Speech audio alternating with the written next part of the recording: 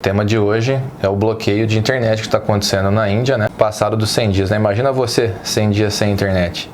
E é o que a gente vai falar um pouquinho hoje. Quem tem o direito de cortar o fornecimento de internet ou não? Energia elétrica, imagina você está todo acostumado com a luz, com o chuveiro quente e de repente esse fornecimento é cortado, não porque teve um problema, mas por decisão arbitrária, né? A Índia passou por um problema parecido. A gente vai deixar o link na descrição do canal. E para se você quiser conferir, né, que já por mais de 100 dias que eles estão sem acesso à internet e que tipo de problema que isso pode acarretar aí na vida das pessoas, né? O problema aconteceu em grande parte por uma formação, né, de pessoas que eles estavam se revoltando contra algumas medidas que o governo estava fazendo. Questão de algumas brechas que tem na lei.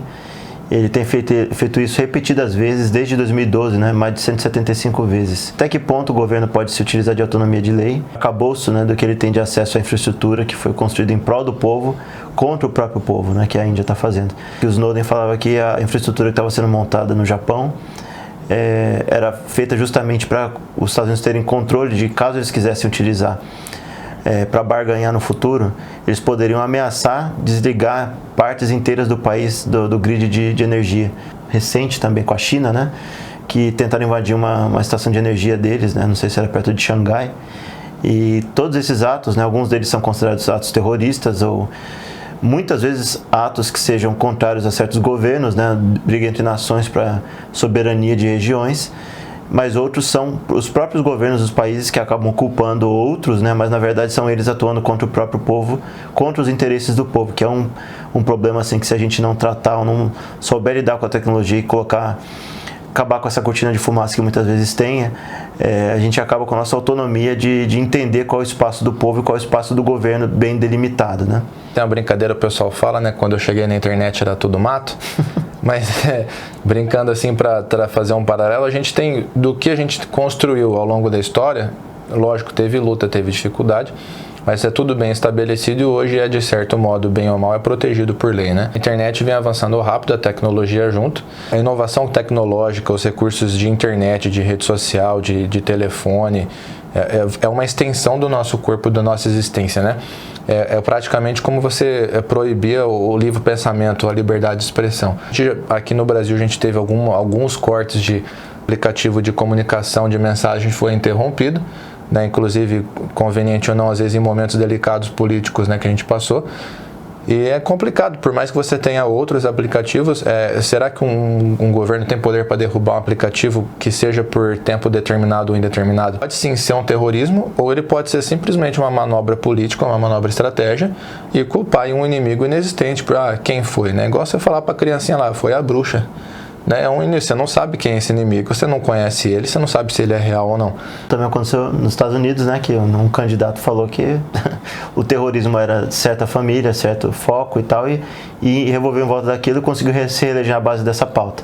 Um controle de formação de grupos e tribos, né, dentro do contexto urbano e até o rural, que não tem precedentes. Um governo muitas vezes tem menos poder do que essas empresas privadas. Então, o terrorismo pode acontecer de N formas, inclusive dentro do meio privado. Se ela vê que aquilo ali ela pode lucrar mais em cima, ela pode ter mais autonomia, ou mostrar o poder dela em relação a um governo específico que está fazendo jogo duro com ela, né, para não liberar certas entradas, certas leis, ela pode fazer algum tipo de chantagem, né, para cima do povo e para cima do governo. Não somente sem romper uma barreira protecionista, né, por exemplo, mas imagina assim, quem detém informação, a gente já sabe que existe informação privilegiada. Mas imagina você usar essa manipulação de bloqueio, de acesso de sinal de internet. Todo mundo hoje que trabalha direto ou indiretamente com o mercado financeiro precisa da internet para isso. Você pode botar em colapso assim, algum tipo de moeda, algum tipo de bolsa de valores. E outra coisa, a gente está saindo da era do papel para a era digital. A maioria das empresas tem armazenamento hoje, inclusive onde eu trabalho, o armazenamento é todo em nuvem. Derruba a energia elétrica, a gente perde a internet, eu não consigo trabalhar. Né? Mas isso num acidente que a gente está falando, né? Uma chuva muito forte, mas imagina isso provocado, né? Imagina rivais de grandes concorrentes. Né, conseguir manipular isso daí vai dar uma vantagem para quem domina esse tipo de coisa e é extremamente difícil de rastrear. Né? Antes, governos ou grupos que tinham interesse, eles atacavam coisas que eram centrais, né? De água, eletricidade, comida, Então todos esses compostos, né, de coisas que são essenciais para a vida humana, eles eram atacados, mas de uma forma muito mais clara, né? Tinha bombardeamentos, sabia diretamente como era feito esse ataque. Hoje, com o ataque cibernético, se ele for muito bem acionado, né, e for um profissional bastante bom, né, na área dele, ele consegue cortar os rastros, né, para ninguém conseguir ir atrás. Criar guerras, né, que também possam passar do meio cibernético, né, ir para uma guerra mais campal, e dependendo desse tipo de guerra que for criada, né, tem interesse, talvez, em indústria bélica, né, em toda uma indústria que tem por trás, ou um país que tem interesse entre duas nações guerreando para lucrar em cima ou para demover essas nações de certos poderes ou vanguardas que elas têm em algumas áreas, né? Na área militar, tanto já alimenta o imaginário tanto nos filmes quanto nos jogos, né? Quando você praticar um ataque cibernético contra uma base estabelecida, seja onde for um país X que esteja em guerra, né? A logística para chegar nesse lugar não é simples, né? Você tem que mover todo um esforço ali de campanha, e se você boicotar essa base que demorou a ser montada, o inimigo fica nas trevas aí por horas, no mínimo dias, e com a capacidade que os exércitos têm hoje, dá para fazer um estrago com isso, né? Dá uma vantagem assim absurda. Até os espiões, né? A gente viu, cresceu nos anos 90 e tive uma quantidade de filme de espião que tinha. E talvez diminua a necessidade desse espião físico, né? E você tem os espiões digitais, por exemplo. Sabotar um governo, uma inteligência, um exército apenas com obras digitais, né? Existe também alguns casos, né, que a gente já lembrou do ransomware, né?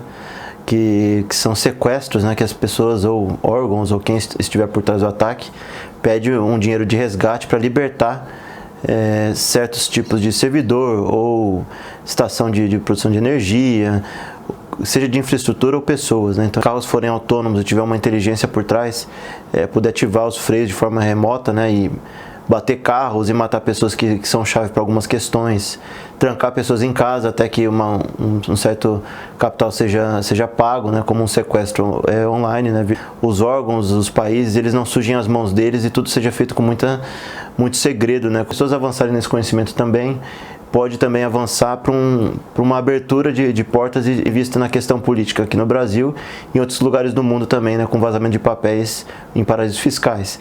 Essa é uma forma que a gente pode contrabalancear isso e o povo não perder muito do poder que ele tem na mão. Você com meu primo semana passada, ele tem um carro novo, assim, né, da geração atual, e ele disse que tinha planejado um fim de semana, a gente até ia se encontrar, e falou, não vou conseguir, meu carro está na oficina porque ele deu uma pane elétrica e não conseguia abrir o carro.